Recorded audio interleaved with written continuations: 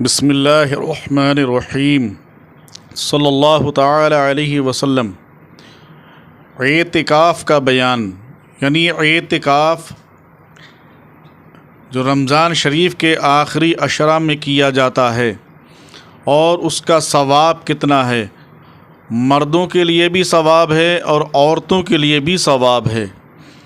اللہ عز و جل ارشاد فرماتا ہے وَلَا تُبَاشِرُوهُنَّ وَأَنْتُمْ عَاكِفُونَ فِي الْمَسَاجِدِ، عورتوں سے مباشرت نہ کرو جبکہ تم مسجدوں میں اعتکاف کیے ہوئے ہو۔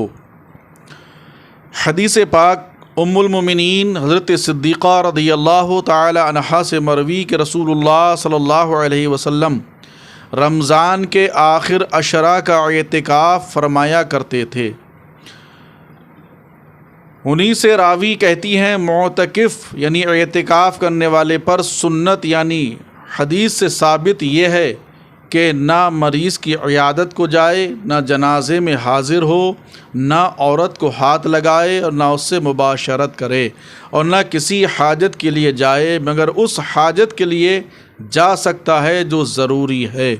اور اعتکاف بغیر روزے کے نہیں، یعنی روزہ نہ رکھے اور صرف اعتکاف کرے تو ایسا نہیں، اور اعتکاف جماعت والی مسجد میں کرے جس مسجد میں جماعت سے نماز ہوتی ہو۔ ابن ماجہ ابن عباس رضی اللہ تعالی عنہما سے راوی کہ رسول اللہ صلی اللہ علیہ وسلم نے اعتکاف کے بارے میں، معتکف کے بارے میں فرمایا جو اعتکاف کرتے ہیں وہ گناہوں سے باز رہتا ہے اور نیکیوں سے اسے اس قدر ثواب ملتا ہے جیسے اس نے تمام نیکیاں کیں۔ اللہ اکبر۔ بہقی امام حسین رضی اللہ تعالیٰ عنہ سے راوی کہ حضور اقدس صلی اللہ علیہ وسلم نے فرمایا جس نے رمضان میں 10 دنوں کا اعتکاف کر لیا تو ایسا ہے جیسے 2 حج اور 2 عمرے کیے۔ سبحان اللہ۔ مسجد میں اللہ کے لیے نیت کے ساتھ ٹھہرنا اعتکاف ہے، اور اس کے لیے مسلمان عاقل اور جنابت و حیض و نفاس سے پاک ہونا شرط ہے۔ بلوغ شرط نہیں بلکہ نابالغ جو تمیز رکھتا ہے اگر بانیت اعتکاف مسجد میں ٹھہرے تو یہ اعتکاف صحیح ہے۔ آزاد ہونا بھی شرط نہیں، لہذا غلام بھی اعتکاف کر سکتا ہے مگر اسے اپنے مولا سے اجازت لینی ہوگی، بہرحال وہ اگر منع کرنے پر مجبور نہ کرے۔ سب سے افضل اعتکاف کے لیے مسجد حرم شریف میں مسجد جو ہے حرم شریف میں اعتکاف ہے، پھر مسجد نبوی میں علی صاحب الصلاۃ و تسلیم، پھر مسجد اقصی میں، پھر اس میں جہاں بڑی جماعت ہوتی ہے۔ ان مسجدوں میں سب سے زیادہ اعتکاف کا ثواب ہے۔ عورت کو مسجد میں اعتکاف مکروہ ہے، عورت مسجد میں اعتکاف نہ کرے بلکہ وہ گھر میں ہی اعتکاف کرے، مگر اس جگہ کرے جو اس نے نماز پڑھنے کے لیے مقرر کر رکھی ہے جسے مسجد بیت کہتے ہیں۔ اور عورت کے لیے یہ مستحب بھی ہے کہ گھر میں نماز پڑھنے کے لیے جگہ مقرر کرے، چاہے اس جگہ کو پاک صاف رکھے، اور بہتر یہ کہ اس جگہ کو چبوترا وغیرہ کی طرح بلند کر لے، بلکہ مرد کو بھی چاہیے کہ گھر میں کوئی جگہ مقرر کر لے کہ نفل نماز گھر میں پڑھنا افضل ہے۔ گھر تو ماشاءاللہ کافی بڑے بڑے بنا لیے جاتے ہیں مگر کوئی جگہ گھر کے اندر ایسی نہیں بنائی جاتی۔ اکثر جگہوں پہ دیکھا گیا کہ جہاں نماز پڑھنے کے لیے جگہ مقرر کی ہو، وہ لوگ مبارکباد ہیں کہ جو اپنے گھروں میں اس بات کا خیال رکھتے ہیں کہ مکان بناتے وقت اس بات کا بھی یہ اہتمام اور خیال کرتے ہیں کہ ہمیں نماز پڑھنے کے لیے بھی ایک چھوٹی سی جگہ یعنی ایک کمرہ بنانا چاہیے، اور بناتے ہیں۔ پھر اسی کے اندر قرآن عظیم اور بھی بہت سی احادیث کی کتابیں اور نماز پڑھنے کا اس جگہ اہتمام کرتے ہیں۔ اگر عورت نے نماز کے لیے کوئی جگہ مقرر نہیں کی تو گھر میں اعتکاف نہیں کر سکتی، البتہ اگر اس وقت یعنی جب کہ اعتکاف کا ارادہ کیا کسی جگہ کو نماز کے لیے خاص کر لیا تو اس جگہ اعتکاف کر سکتی ہے۔ خنثی مسجد بیت میں اعتکاف نہیں کر سکتا۔ اعتکاف 3 قسم کے ہیں۔ واجب کہ اعتکاف کی منت مانی یعنی زبان سے کہا، محض دل میں ارادے سے واجب نہ ہوگا۔ سنت موقدہ کہ رمضان کے پورے عشرۂ آخر یعنی آخر کے 10 دن میں اعتکاف کیا جائے، یعنی 20ویں رمضان کو سورج ڈوبتے وقت بانیت اعتکاف مسجد میں ہو اور 30ویں کی غروب کے بعد یا 29 کو چاند ہونے کے بعد نکلے۔ اگر 20ویں تاریخ کو بعد نماز مغرب نیت اعتکاف کی تو سنت موقدہ ادا نہ ہوئی، اور یہ اعتکاف سنت کفایہ ہے کہ اگر سب ترک کر دیں تو سب سے مطالبہ ہوگا، اور شہر میں ایک نے کر لیا تو سب بری الذمہ۔ ان 2 کے علاوہ اور جو اعتکاف کیا جائے وہ مستحب، سنت و غیر موقدہ ہیں۔ اعتکاف کی نیت کر لو، اعتکاف کا ثواب پاؤ گے تو بہتر ہے کہ جو اس سے ناواقف ہیں انہیں معلوم ہو جائے، اور جو جانتے ہیں ان کے لیے یاد ہونی ضروری ہے۔ اعتکاف سنت یعنی رمضان شریف کی پچھلی 10 تاریخوں میں جو کیا جاتا ہے اس میں روزہ شرط ہے، لہٰذا اگر کسی مریض یا مسافر نے اعتکاف تو کیا مگر روزہ نہ رکھا تو سنت ادا نہ ہوئی بلکہ نفل ہوا۔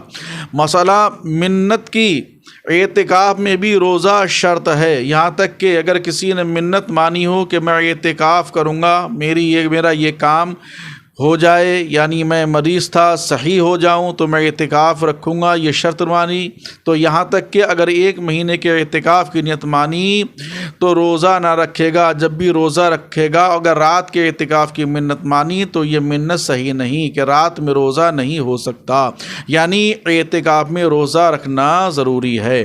اور اگر یوں کہا کہ 1 دن رات کا مجھ پر اعتکاف ہے تو یہ منت صحیح ہے، اور اگر آج کے اعتکاف کی منت مانی اور کھانا کھا چکا ہے تو منت صحیح نہیں۔ اگر زووے کبریٰ کے بعد منت مانی اور روزہ نہ تھا تو یہ منت صحیح نہیں کہ اب روزے کی نیت نہیں کر سکتا، بلکہ اگر روزے کی نیت کر سکتا ہو، مثلاً زووے کبریٰ سے قبل، جب بھی منت صحیح نہیں کہ یہ روزہ نفل ہوگا اور اس اعتکاف میں روزہ واجب درکار۔ مسئلہ یہ ضروری نہیں کہ خاص اعتکاف ہی کے لیے روزہ ہو بلکہ روزہ ہونا ضروری ہے، اگرچہ اعتکاف کی نیت سے نہ ہو۔ مثلاً اس رمضان کے اعتکاف کی منت مانی تو وہی رمضان کے روزے اس اعتکاف کے لیے کافی ہیں، اور اگر رمضان کے روزے تو رکھے مگر اعتکاف نہ کیا تو اب 1 ماہ کے روزے رکھے اور اس کے ساتھ اعتکاف کرے، اور اگر یوں نہ کیا یعنی روزے رکھ کر اعتکاف نہ کیا اور دوسرا رمضان آ گیا تو روزے اس اعتکاف کے لیے کافی نہیں ہیں۔ نفلی روزہ رکھا تھا اور اس دن کے اعتکاف کی منت مانی تو یہ منت صحیح نہیں کہ اعتکاف واجب کے لیے نفلی روزہ کافی نہیں، اور یہ روزہ واجب ہو نہیں سکتا۔